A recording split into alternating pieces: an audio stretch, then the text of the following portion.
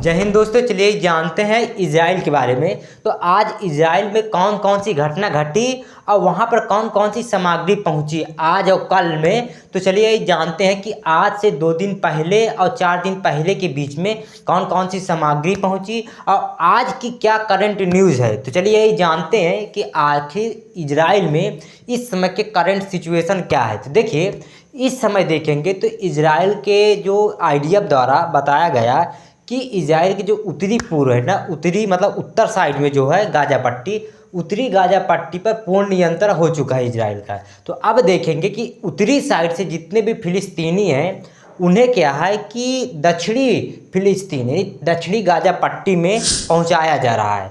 तो देखेंगे एक तरह से कि उत्तरी जो है ना गाजा पट्टी, वहाँ पर सैनिकों का पूर्ण कब्जा है और वहाँ पर एक IDF द्वारा वीडियो रिलीज़ किया गया जिसमें दिखाया जा रहा है कि इजराइल के झंडा यानी कि वहाँ जो फ्लैग है उसे लहराया जा रहा है। तो उनका कहना है कि उत्तरी जो गाजा है वहाँ पर पूर्ण नियंत्रण जो है उनका हो चुका है। अब क्या है कि इजराइल के जो आर्मी है वहाँ के लोगों को जो है दक्षिणी साइड भेज रहे हैं, यानी कि जो गाजा पट्टी है उसके दक्षिणी साइड में भेज रहे हैं। तो चलिए ये जानते हैं कि आखिर आज दिन भर में क्या क्या घटना घटी।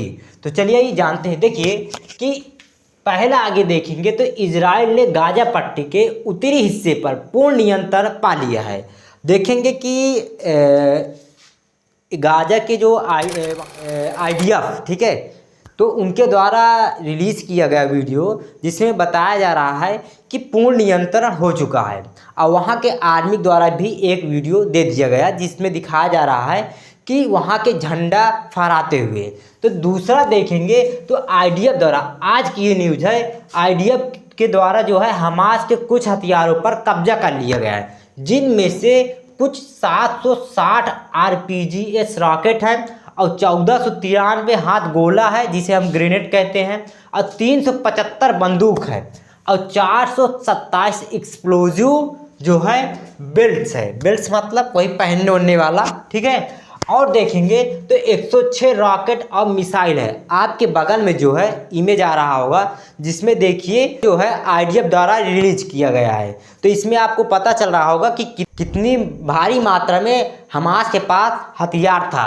और इसके आगे देखेंगे आज के न्यूज़ में तो आज उन्हें कौन कौन से दिया गया इन्हीं मानवीय सहायता में। तो देखेंगे 96 ट्रक जो है राफा एक क्रॉसिंग बॉर्डर है वहाँ के माध्यम से जो है गाजा पट्टी में मानवीय सहायता भेजा गया, जिनमें से देखेंगे कि पहला जो है 15 गाड़ी जो है दवा भरी थी, यानी कि 15 गाड़ी में मेडिसिन से संबंधित थी और 31 गाड़ी भोजन से और 8 गाड़ी टैंक से यानी पानी से थी।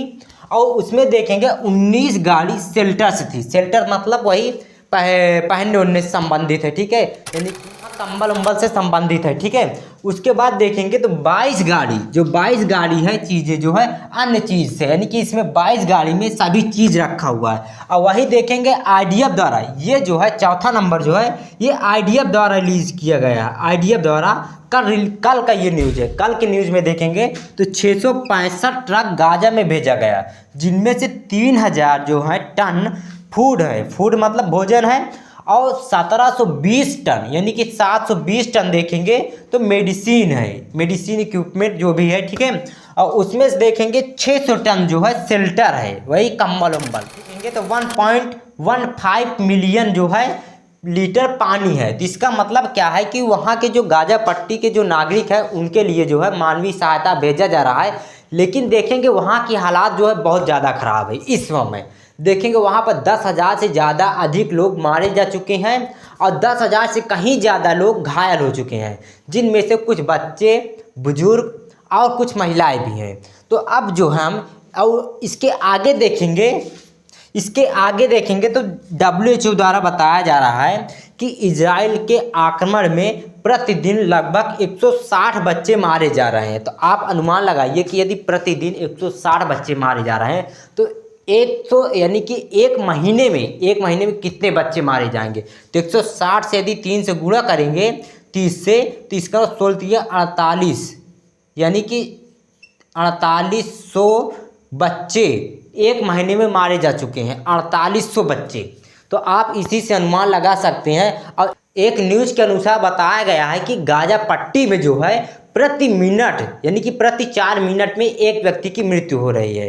तो ये जो है आज की लेटेस्ट खबर है। तो चलिए आइए इसके कुछ आगे जानते हैं कि आखिर आज कहते हैं कि ब्रिटेन के लेबर पार्टी के सांसद इमरान हुसैन ने गाजा में युद्ध विराम की पुरजोर वकालत करते हुए कीर स्टारमर की शैडो कैबिनेट से इस्तीफा दे दिया। तो देखेंगे तो वहाँ के एक ये मिनिस्टर है, ठीक है, तो मेरे ख्याल से कार्यों से कुछ संबंधित है। अब मुझे इस समय याद नहीं है, वो जो है कार्यों से कुछ ऐसे ही से संबंधित है। एक मिनिस्टर हैं जिनके द्वारा क्या था कि आज देखेंगे बगल में एक इस्तीफा आ रहा होगा, इस्तीफा दे चुके हैं।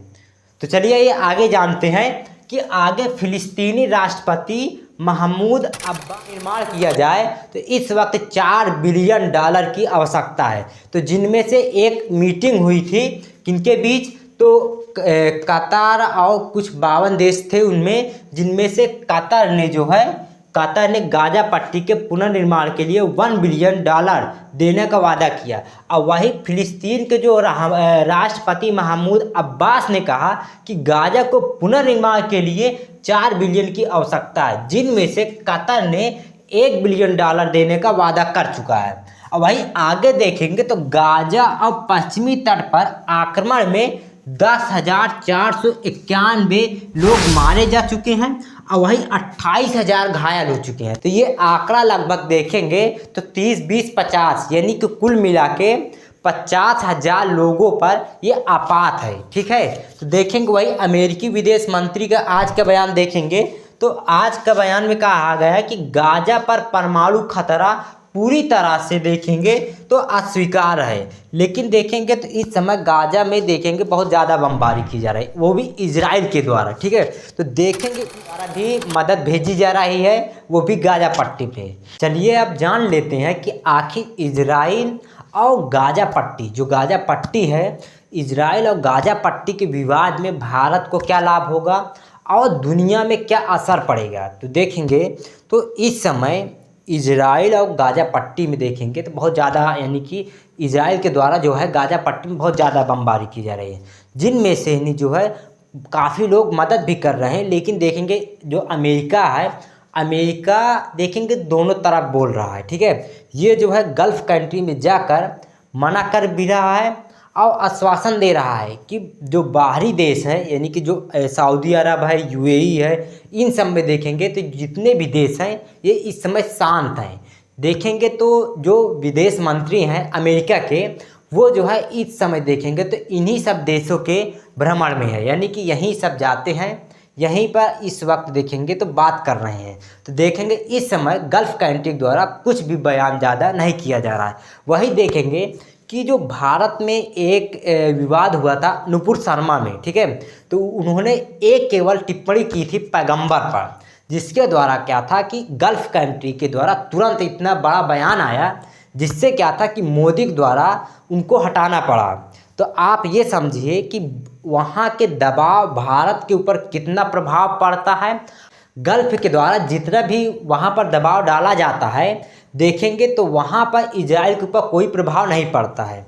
तो देखेंगे कि आखिर लाभ प्रॉफिट के बात करें तो इसमें देखेंगे तो इजराइल का सबसे ज़्यादा फ़ायदा है। देखेंगे तो इजराइल इस वक्त जो है गाजा पट्टी के उत्तरी साइड में जो है पूर्ण रूप से कब्जा कर लिया और वो कह भी चुका है कि अब जो है हमारी सेना यहीं पर रहेगी।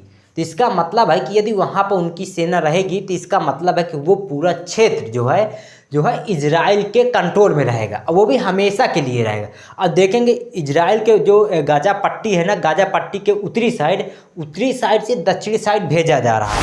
तो जो व्यक्ति को भेजा जा रहा है तो देखेंगे आज नहीं कल, तो देखेंगे इसी प्रकार से जो है देखिए उत्तरी जो है गाजा पट्टी वो तो इनके कब्जे में आज गया है, अब उसे खाली करवा कर जो है दक्षिणी साइड भेज रहा है। और दक्षिणी साइड से जब कभी होगा विवाद तो दक्षिणी साइड से ये भाग कर कहाँ जाएंगे, ये जाएंगे मिस्र में, ठीक है। तो मिस्र जाएंगे तो देखेंगे एक तरह से देखेंगे तो इजराइल का क्या सोच है दूर तक की, यदि आप सोच समझें तो एक तरह से वहाँ के जितने भी फिलिस्तीनी हैं उनको किसी न किसी प्रकार से भगाना है, ठीक है। और वो भी कैसे, देखिए जब भी हमास के द्वारा यदि बमबारी की जाती है तो वैसे ही देखेंगे तो इजराइल इनको बम्फर मारता है, ठीक है। अब मारेगा, इनकी ज़मीन को कब्जा लेगा। तो देखेंगे 1948 से देखेंगे तो अब तक में जो है इनका मैप आप देखिए पहले कि आखिर कहाँ से कहाँ तक में ये कितनी इनकी लैंड बची, यानी कि पूरी तरह से देखेंगे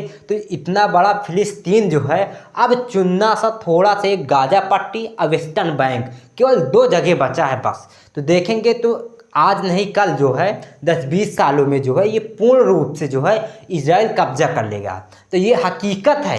तो चलिए ये फिर अगले एपिसोड मिलेंगे, तब तक के लिए जय हिंद।